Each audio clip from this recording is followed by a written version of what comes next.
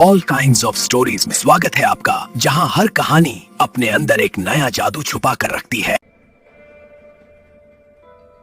अंधेरा पर्दा, हल्की सी हवा। एक 22 साल का लड़का आर्यन अकेला खड़ा है।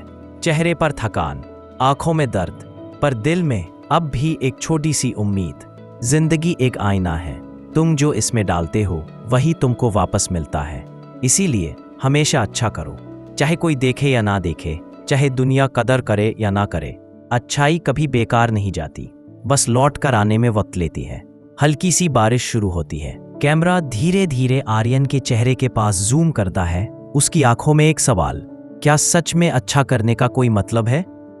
आर्यन, एक अच्छा दिल। आर्यन हमेशा से सीधा, सरल और भला इंसान था। घर में ज्यादा पैसे नहीं थे, पर दिल बहुत अमीर था। कोई बुजुर्ग सड़क पार कर रहा हो, आर्यन सबसे पहले दौड़कर हाथ पकड़ लेता।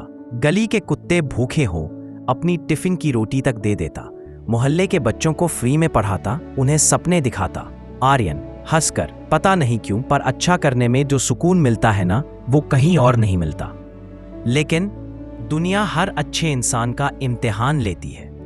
मुश्किलें जो कम नहीं होती। धीरे धीरे आर्यन की जिंदगी बदलने लगी। घर की हालत खराब होती गई। एक दिन उसके पापा की नौकरी चली गई। घर में टेंशन बढ़ गई। बिजली का बिल, दवाई, खर्चा सब जमा होना शुरू। आर्यन ने पार्ट टाइम नौकरियां की, कभी खाना पहुंचाया, कभी ट्यूशन ली, कभी दुकान पर बैठा, पर कमाई कम थी, मुश्किलें ज्यादा थीं। और सबसे बुरा ये हुआ, जिन लोगों की उसने मदद की थी, उनमें से कोई भी उसकी मदद के लिए आगे नहीं आया। एक नहीं, एक भी नहीं। आर्यन थके हुए मन से, क्या फायदा इतनी अच्छाई करने का जब जरूरत पर कोई साथ नहीं देता। उस रात वो चुपचाप रोया, आसमान की तरफ देखा और कहा, अब और नहीं, अब मैं किसी के लिए कुछ नहीं करूंगा।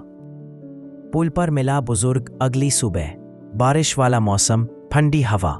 आर्यन गुस्से और दर्द से भरा हुआ नदी के पास वाले पुल पर अकेला चल रहा था। अचानक उसने देखा, एक बुजुर्ग आदमी फिसल कर गिरने ही वाले हैं। सोचने का मौका नहीं, आर्यन दौड़ा और उन्हें संभाल लिया। बचाते बचाते उसका खुद का हाथ छिल गया, कपड़े भी भीग गए, पर वो रुक नहीं पाया। बुजुर्ग कांपती आवाज में, बेटा, अगर तुम ना होते तो आज मैं जिंदा नहीं बचता। तुम्हारा बहुत बहुत शुक्रिया। आर्यन कुछ बोल नहीं पाया। उसका दिल पिघल गया। वो भूल गया कि उसने सोचा था, अब किसी की मदद नहीं करूंगा।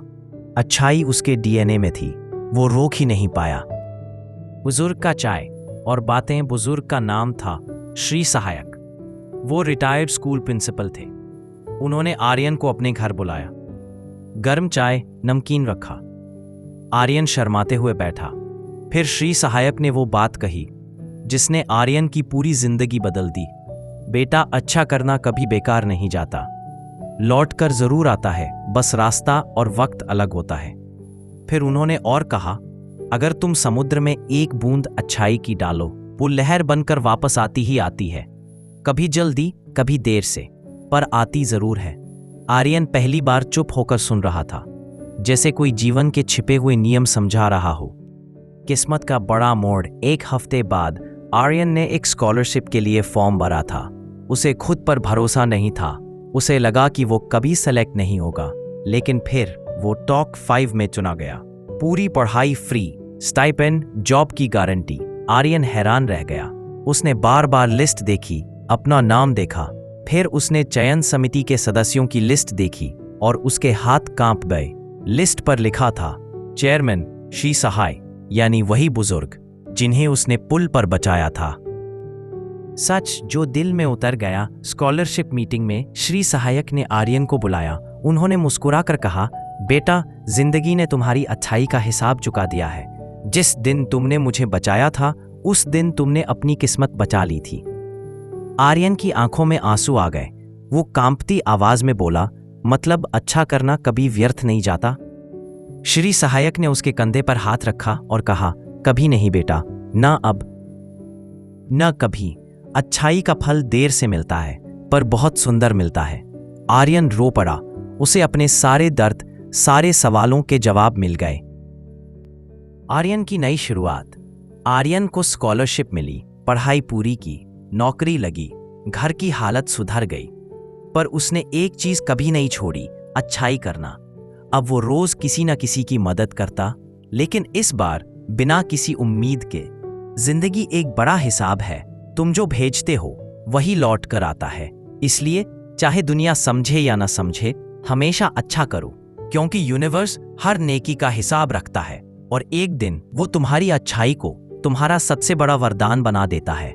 सूरज उगता है, हल्की हवा चलती है, आर्यन मुस्कुराता है और कहानी यहीं से असली रूप से शुरू होती है।